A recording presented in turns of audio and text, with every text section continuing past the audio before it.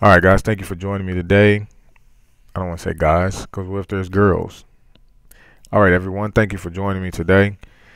In this episode, what we're going to work on is setting up a virtual machine via command line interface.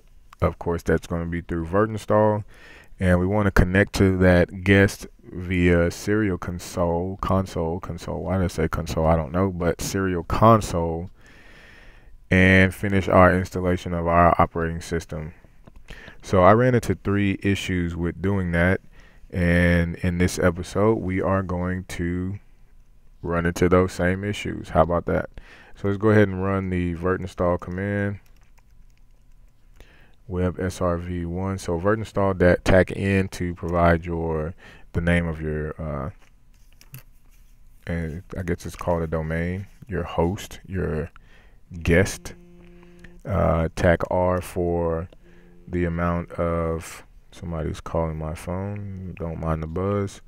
1024 for our RAM, which is 1 gig. Then we need to give it some CPU power. Going to set no graphics because we're not connected to our server via SSH with the tag capital X for X forwarding, and we don't have a quote-unquote monitor per se, even though I am using a monitor, but we're not sitting at the physical machine with a monitor connected to it, so we don't need any graphics. And let's see, then we're going to set the location of our installation ISO. The reason why we're using location here is because we need to use the extra arguments option of virt-install. And in order to be able to use the extra arguments option, unfortunately or fortunately, whichever way you want to view it, you have to use the location option. You cannot use tac-c or any other install option as far as I know. I know you can't use tac-c, definitely. So what I just did there was provide the path to my quote-unquote hard drive, and then we're going to give it a size of 20 gigabytes. And here's our extra arguments for our console, so that again we can connect to this console and finish out our installation.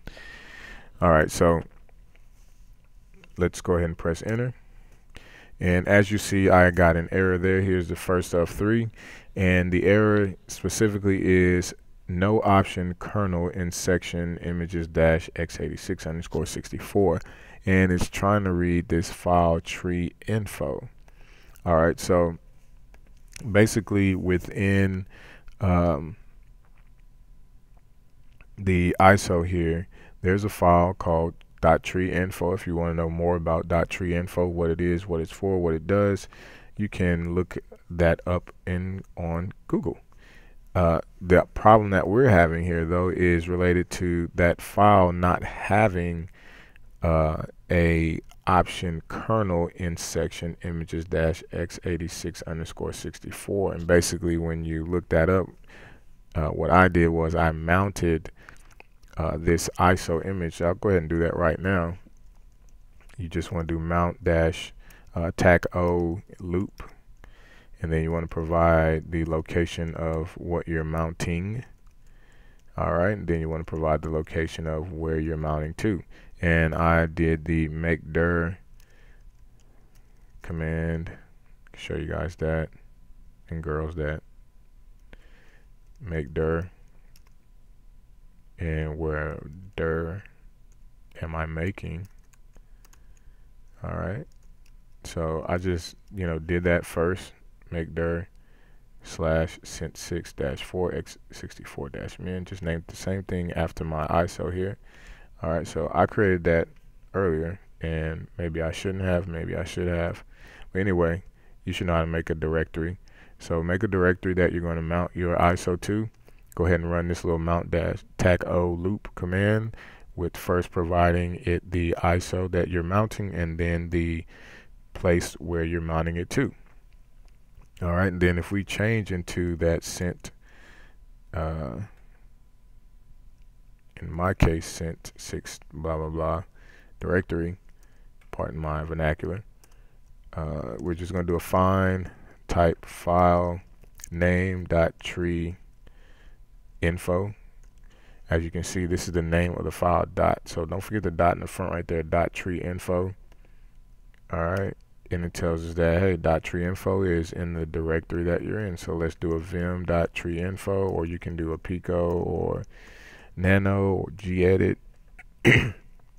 And you'll see here in that section that it referenced images -x86_64 that there's just a init rd. They're only providing a RAM disk option here, and there's no kernel option. So I found a way to fix it. So let's go ahead and unmount,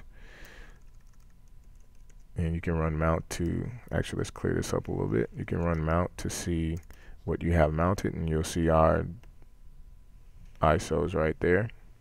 Okay, so we'll do a unmount or umount, and then you want to provide it the directory that you're unmounting. Again, that's in my case cent6-4x86, I'm sorry, -4x64 -min, and then we're going to give it the -d to make sure that we pull it off of that loop device.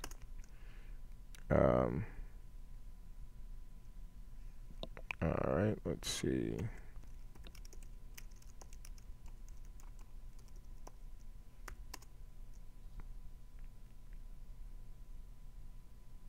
Not sure why all that's open. Oh, duh, I'm in the directory. Isn't that grand? Alright, sorry about that, folks. So let's do, so there you go. That unfortunately is the pains of system administration, and fortunately the pains of system administration. So you need to make sure that you're not in the directory that you're trying to unmount. That's pretty elementary, but hey, we all make mistakes.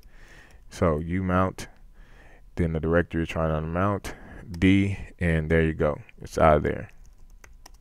All right, so it's no longer listed. So we saw that the error we were running into was the no option kernel in section images -x86_64. So let's just do a Control R. We're going to search for our virt-install command, which is it right there. And what we want to do is we're going to swap out the min ISO for the DVD. And the DVD ISO actually has the .tree info properly set up with the kernel option in the images-x86_64 section. And so thankfully our installation will succeed at this point. So we say, oh no, there's another error, and this is number 2 of 3. And this one says that there's an error, internal error process exit while connecting to monitor card device redirected to dev PTS or sudo terminal 5. All right, and then you read a little bit more, qemu-kvm, yada yada yada, could not open disk image root. There you go, permission denied. So let's go ahead and look at the permissions on our files here, and you'll notice something which I immediately noticed, which you should too, is that this file, the ISO that we're trying to use, right, is owned by user qemu and group qemu, but it's in the root users directory, so that's definitely going to pose a problem there. Initially I thought that the situation was SE Linux, but as you can see, the context of the files changed. So it would essentially work perfectly fine if it were in the right place, but you can't run this out of the root users directory, you know, with it being owned and owned by user and group qemu. Now I think there's an option in qemu where you can set it to run as root, and that may resolve this issue, but that can possibly pose a lot of other security threats that, you know, you generally kind of want to stay away from. So what we'll do for right now, and you can do this later on with the additional ISOs that you have, specifically DVD2 if you download that along with DVD1. You can see here I got a couple Windows 8 ISOs and that CentOS minimum install ISO. We're just going to move this one that we're trying to use into the var libvirt images ISOs. And again, I created that ISOs directory right there. But let's just, for the sake of you having the same setup as me, just move it into var libvirt images. All right, so we cd into var libvirt images, and then ls, you'll see there's an ISO. Okay, let's clear this up again. All right, then what we want to do is we want to go ahead and run a search again for our virt-install. Okay, you can see it right there, and then we need to change the location of our ISO because it's no longer in root. All right, so that's real simple. Just var libvirt images. We've changed that. Look at everything else once over. Make sure it's all straight, and it is. Hit enter, and we got another issue. And the reason why we got this issue, and you may have run into it, this is issue 3 of 3. And the reason why I'm mentioning it now, you may not run into it, but you may.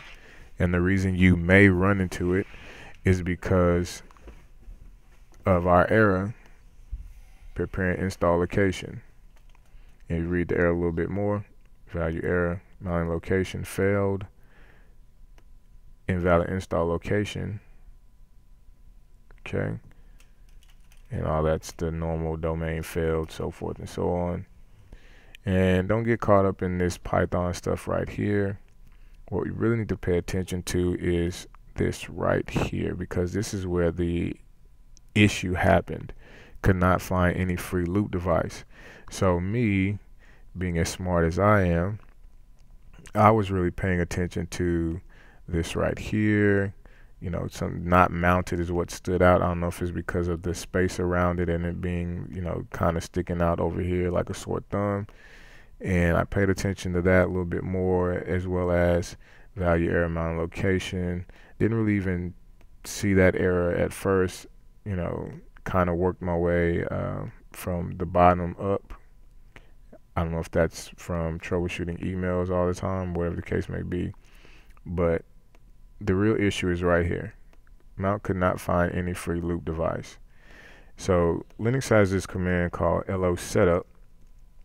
And if you tack A onto it, it'll show you all of your loop devices.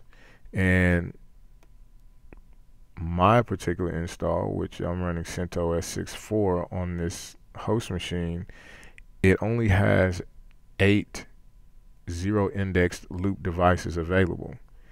And what happens is every time we ran, or every time you run that attempt to install with the min ISO, remember root min ISO, and it was giving us that error regarding the .tree info.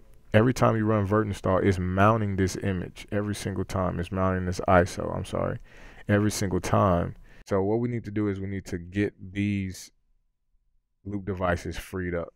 Okay, and the way I did it was I ran a for loop, but we can just run the man, look at man real quick, and you'll see that if you man lo setup, all right, to delete the loop device, you run that lo setup -d or tac d in the loop device.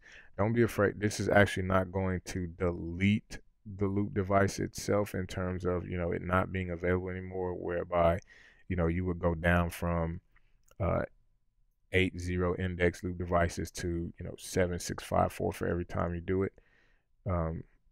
It's perfectly fine. So I ran a for I in just a simple ls of the dev loop star, and then do lo setup -d $i done, and If we do LO setup tech A again, you'll see that there's no longer any images mounted or ISOs mounted. So if we run our virt-install again, you'll see I'm successfully connecting to the console. My installation is booting, starting up, and I won't bore you with the rest of the details of that because I'm sure you've installed CentOS or another OS before, another Linux distro before, and you know the process. So this basically was an episode regarding trying to install a virtual machine via virt-install and connect to that virtual machine via serial console to finalize the operating system installation, and 3 errors that I ran into when attempting to do so. Hopefully it helps someone else out. Have a great one.